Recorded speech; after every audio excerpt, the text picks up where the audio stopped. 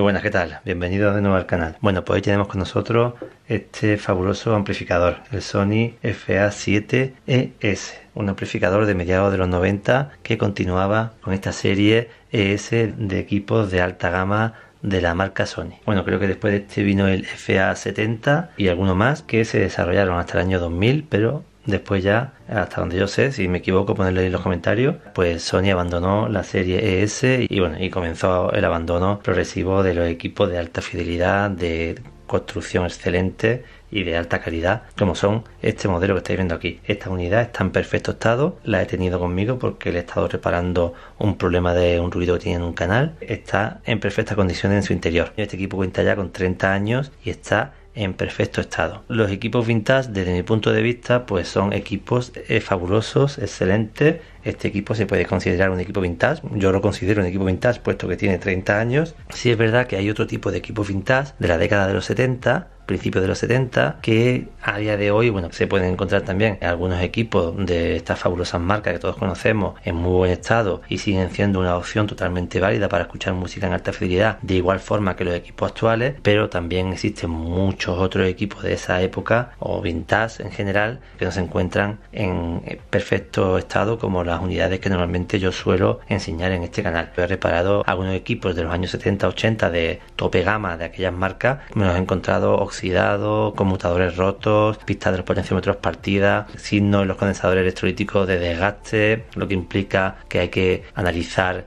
qué condensadores sustituir, y algunas veces lo mejor es sustituirlos todos. Realmente hay ciertos equipos vintage que ponerlos en funcionamiento para que puedan desarrollar al 100% las especificaciones que el fabricante aportaba. Por supuesto, especificaciones de super alta fidelidad, como yo digo, en materia de sonido prácticamente igual que cualquier equipo actual moderno. Pues poner esos equipos al día a veces es complicado, es complejo, requieren muchas horas de trabajo, requieren mucho esfuerzo y mucha dedicación, y eso es un problema para algunos equipos que podamos encontrar que fueron en su momento los tope de gama de las marcas que todos conocemos, pero después de 50-55 años que puedan desarrollar al 100% sus especificaciones según el fabricante, es algo que hay que dedicarle su tiempo y algunas veces puede llegar a ser complejo. Algunos transistores que a día de hoy ya comienzan a dar muchos fallos, y entonces te puedes encontrar con un equipo que inclusive estéticamente por fuera esté en buen estado, pero por dentro haya que cambiar todos los condensadores, haya que limpiar por ultrasonido todo y cada uno de los conmutadores y potenciómetros, haya que cambiar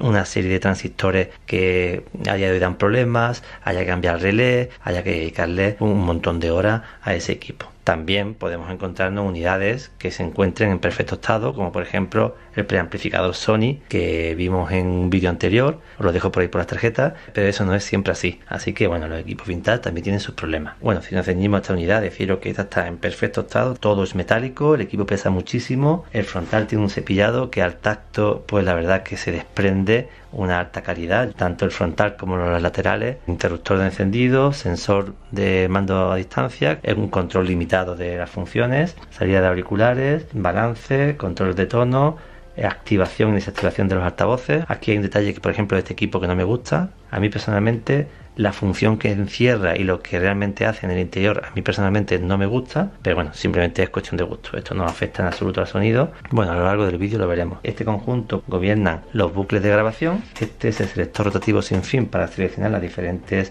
entradas, el potenciómetro de volumen, un conmutador para mutear el equipo y otro conmutador para que la señal vaya directamente a la etapa de potencia. Pues son más bonitos verlos en la realidad que aquí en el vídeo. Desprende una alta calidad, FA7ES, y justamente debajo pone diseño exclusivo MOS. Los transistores en su etapa amplificadora interna pues son de tecnología MOS. Vamos a darle la vuelta y lo vemos por detrás. Tenemos una entrada balanceada. Aquí tenemos un conmutador para seleccionar la entrada de fono para cápsulas MC o MM. Aquí tenemos un conmutador para seleccionar entrada balanceada o desbalanceada, y entrada desbalanceada tenemos por la entrada de radio, por supuesto la entrada de fono, la entrada de radio, entrada de CD, entrada auxiliar, 3 bucles de grabación que también la podemos utilizar como señales de entrada. Aquí tenemos una salida también para utilizarlo como preamplificador. Pues de aquí podemos sacar la señal para otra etapa de potencia, aunque realmente esta salida de preamplificación no me gusta mucho como está implementada en su interior. Lo veremos ahora a continuación en el vídeo. Podemos conectar dos parejas de altavoces,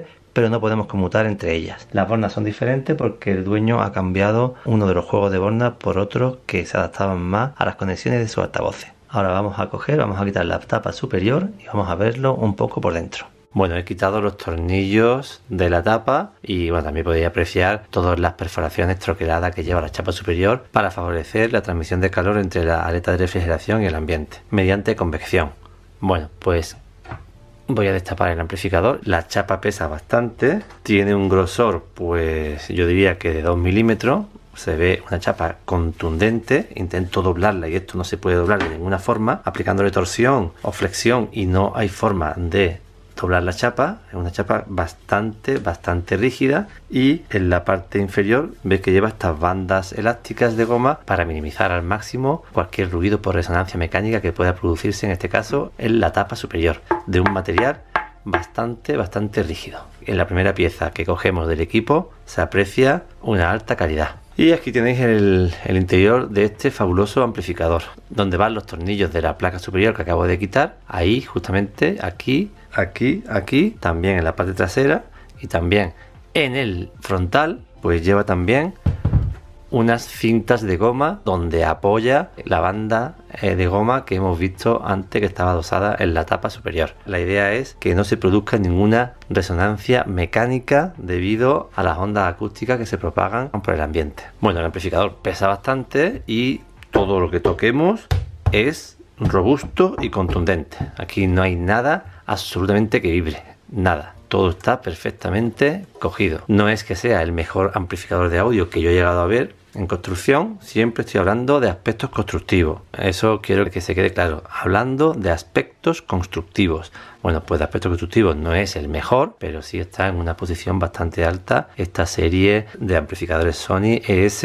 Este es del 1995. Este evolucionó en uno o dos modelos más y ya ahí creo que he terminado la serie ES. De este catálogo también hice hace tiempo un vídeo sobre su hermano menor, que es el FA3ES. Os lo dejo por ahí por las tarjetas para que lo podáis ver. Bueno, a mí personalmente este tipo de distribuciones donde todo está pensado, donde todo está planificado, donde no se deja nada improvisado, como sí he visto en otros muchos amplificadores vintage y de hoy en día, que hay ciertos amplificadores que lo abre y parecen, bueno, pues no sé cómo definirlo, pero parecen kits que se venden con coleccionables de revistas. Algunos amplificadores actuales de varios miles de euros parecen verdaderos kits de bricolaje de amplificadores. No tiene nada que ver con esto. Esto es un amplificador hecho por un gigante de la tecnología. Después de estas series ES, y creo que hasta casi el año 2000 estuvieron desarrollando esta serie S. A los pocos años las estrategias comerciales de Sony con respecto al audio de la alta fidelidad, bueno, pues cambió y bueno, yo no conozco muy bien la historia exactamente cómo es posible que se dejasen de fabricar este tipo de amplificadores por parte de este gigante tecnológico que evidentemente diseñó y fabricó maravillas del audio como cualquier otra marca. Mucha gente me dice que Sony no, que Sansui sí, que Pioneer, que en la década dorada del audio, que para mí, yo lo he dicho muchas veces, fueron los años 70, 80 y 90, pues todas las marcas hacían equipos en sus diferentes categorías de características y prestaciones similares. Todas las marcas tienen sus gamas bajas, sus gamas medias, sus gamas altas y sus gamas premium exclusivas. Todas. Y yo no me centro en ninguna marca en concreto. Ahora estoy viendo más equipos Sony porque es lo que más tengo por aquí, pero yo no me centro en ninguna marca en concreto. Hay muchas personas que se centran en una marca y desprestigian otra. No tiene ningún sentido. Todas las marcas dedicadas al audio de la alta fidelidad en aquellos años hicieron verdaderas joyas en circuitos electrónicos cuya función es amplificar la señal de audio de la forma más fiel posible. También en ese sentido no estoy de acuerdo y no comparto en absoluto en este tipo de equipo hablar de sonido americano, de sonido asiático, de sonido inglés, del sonido europeo. No tiene ningún sentido. Ya me podréis decir ahí en los comentarios qué pensáis que se le puede implementar a esta electrónica del audio para que tenga un sonido americano o un sonido asiático o un sonido europeo. Eso son cosas del marketing sustentada en el gran desconocimiento que hay por parte del aficionado de lo que hay dentro de los amplificadores de audio. Esto que acabo de decir es exclusivo, acotado y delimitado solamente para este tipo de equipos. Que después en los comentarios me encuentro que si los altavoces, que yo estoy hablando exclusivamente de esto que estáis viendo aquí, de amplificadores de audio. Para mí es un sinsentido hablar de sonido americano, sonido asiático o sonido europeo. Firmemente creo que no es así y que todos en sus criterios y especificaciones de diseño lo que buscan son alcanzar la máxima fidelidad posible, a la máxima potencia posible, y ya en función de la gama del producto hacerlo pues de la forma más robusta y utilizando los mejores componentes posibles, que al final eso es principalmente lo que puede marcar el precio de este tipo de equipo. Tengo las manos puestas una sobre cada radiador, veis los radiadores de las etapas de potencia. Este tipo de circuito, como ya comenté en el vídeo de su hermano menor ya hace un tiempo, están basados en unas etapas amplificadoras con transistores FET, adosado a los radiadores principales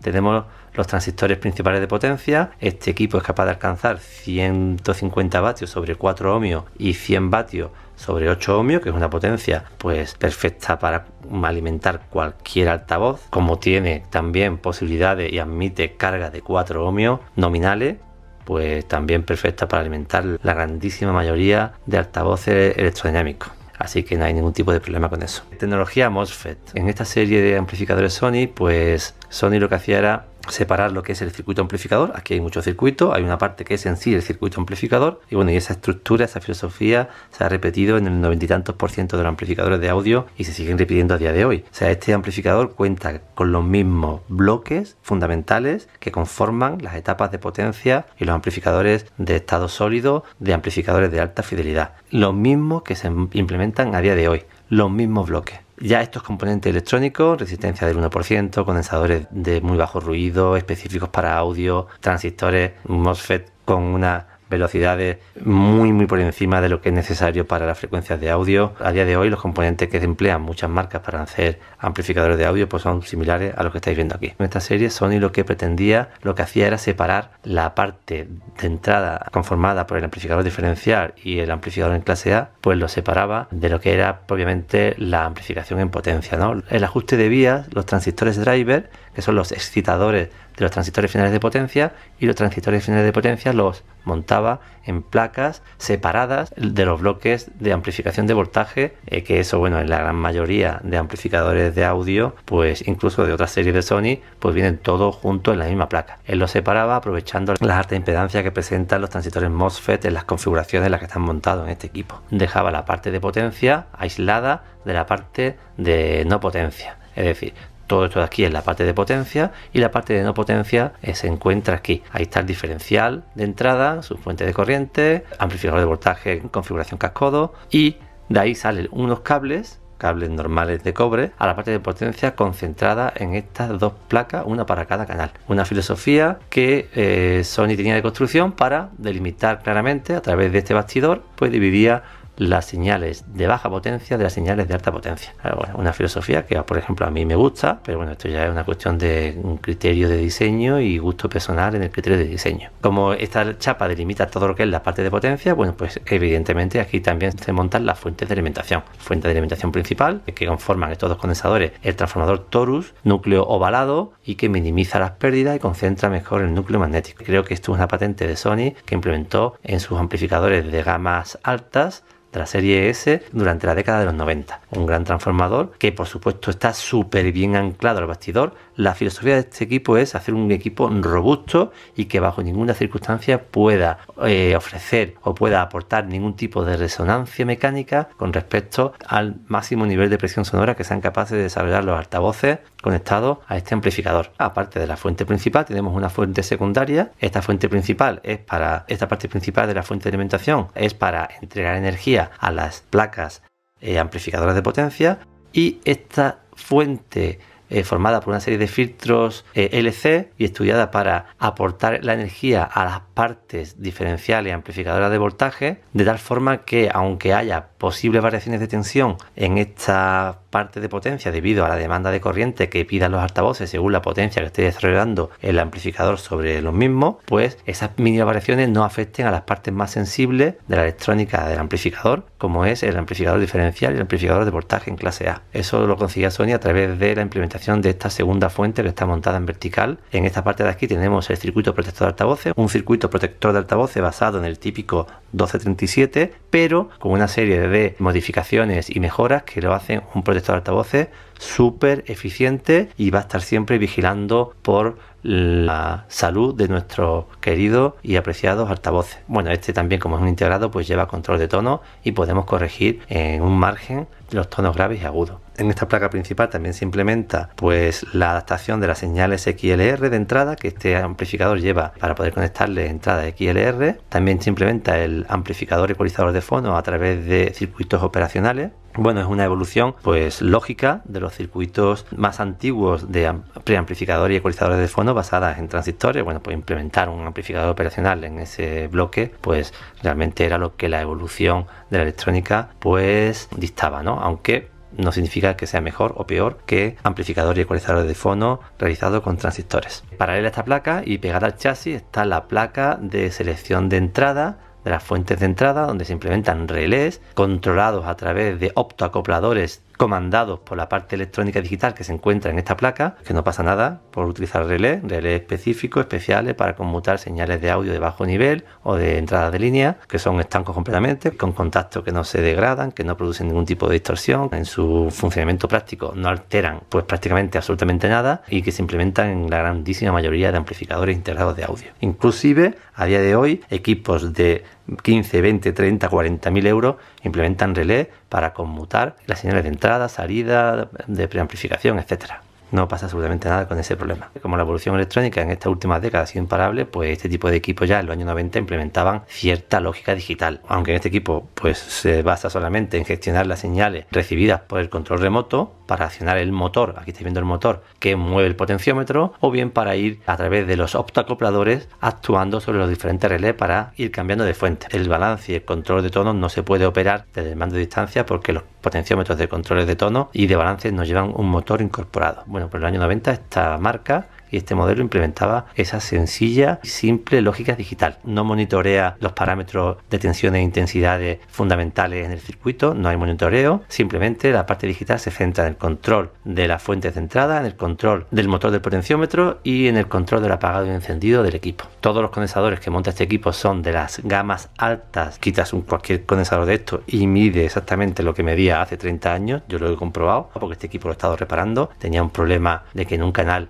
generaba un ruido como un ruido raro y yo lo he tenido que desmontar entero y lo he reparado, y siempre me gusta quitar algunos condensadores clave y medir para ver en qué estado están, y miden exactamente dentro de las tolerancias que indica el condensador. Son condensadores de muy alta calidad y me aventuro a decir funcionarán durante bastantes años más sin ningún tipo de problema. No lo he buscado, no lo he investigado, pero existe el mismo equipo con dos versiones diferentes de radiador. El típico radiador de aletas paralelas y este radiador de aletas concentradas en el punto y en el eje central de los dos transistores MOSFET de potencia. A lo mejor me estoy equivocando, pero yo he visto FA7ES con radiadores rectos de aletas paralelas. De todos modos, el que implementa este equipo es masivo, el 1,5 centímetros, los 2 centímetros de grosor. Ahí van adosados los transistores driver, el transistor de vías y los transistores finales de potencia. Bueno, también Sony implementa en este equipo un LED en la red de estabilización de la corriente de vías, implementa un diodo LED. El LED tiene una gráfica caída de tensión temperatura similar a la de los transistores MOSFET de potencia, haciendo que sea el elemento de referencia para ajustar la corriente de vías del amplificador. Bueno, eso lo he visto en el esquema así por encima. Y bueno, esto sería un vistazo en general de este equipo, de este maravilloso equipo que realmente, bajo mi criterio, es un equipo muy bien construido, un equipo capaz de entregar la potencia que especifica a niveles muy bajos de distorsión, un equipo masivo, un equipo robusto, un equipo muy bien fabricado. Este equipo puede durar pues prácticamente otros 30 años sin ningún tipo de problema. Algunas cosas que no me gustan de este equipo: no me gusta la salida de auriculares que tiene, no me gusta cómo Sony configura una señal de salida de preamplificador que realmente no es salida de preamplificador, y bajo mi opinión no entiendo cómo Sony, haciendo esta maravilla de equipo, bien construido, bien diseñado, capaz de entregar alta potencia a bajas distorsiones, con un ancho de banda pues hasta 100 kHz, un equipo de alta fidelidad, bien hecho para durar muchos años. Sin embargo, implementa la típica salida de auriculares a través de obtener la señal de la misma salida de altavoces con dos resistencias, y sobre todo una salida de preamplificación sacada de las tomas de salida de altavoces. O una de dos: o no implemento la solución que Sony le ha dado a esa salida de preamplificación, o lo hago de otra forma totalmente distinta. Yo no hubiera implementado la salida pre-out que Sony implementa en este equipo. Vamos a ver el esquema electrónico y vemos esto que os estoy comentando. Bueno, otra cosa y otro detalle que a mí de este equipo no me gusta es que, si bien el potenciómetro de volumen es un potenciómetro de muy alta calidad, sin embargo los potenciómetros de balance graves y agudos pues son potenciómetros normales. Implementaron unos potenciómetros, pues la verdad, bastante por debajo en calidad del potenciómetro implementado para el control de volumen. Bueno, pues esas son las tres cosas de este equipo que no me gustan: los potenciómetros utilizados para implementar el balance, el grave y el agudo, la salida de auriculares. Este tipo de equipo yo pienso que se hubiera merecido un amplificador dedicado para auriculares en su interior, y la salida de preamplificación. Quitando estos tres aspectos, prácticamente todo lo demás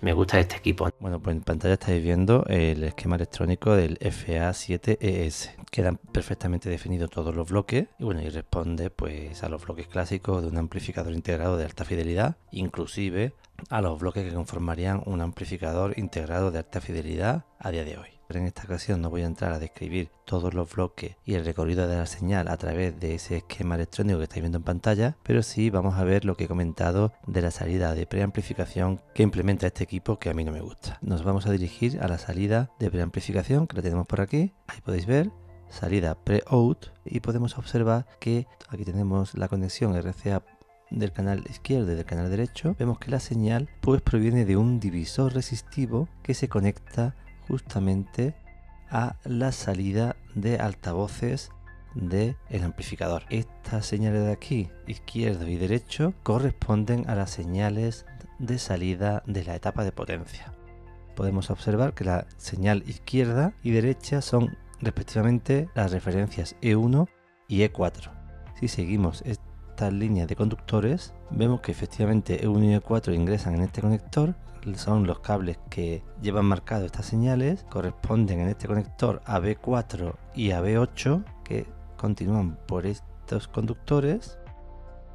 Justamente B8 es la salida de la etapa de potencia. Aquí tenemos la parte amplificadora de potencia del amplificador de audio, los MOSFET de potencia. Bueno, pues esa es la salida, es B8, y B4 pues justamente en la salida de la etapa de potencia del otro canal. Entonces vemos que estas flechas marcan la salida de las etapas de potencia. Una vez que pasan por estos conectores, vuelven a este conector a través de las señales E1 y E4, que efectivamente podemos comprobar que si seguimos por ejemplo la señal izquierda, vemos que pasa por esta red que sirve para compensar el carácter inductivo del altavoz y se aplica al relé protector de altavoces y en última instancia a los conectores de altavoces, que como podéis ver están en paralelo. No podemos hacer una selección entre la pareja A y la pareja B, pues justamente antes de ingresar la señal de las etapas de potencia a esta red que sirve para compensar las características reactivas del altavoz y al relé protector de altavoces, justamente antes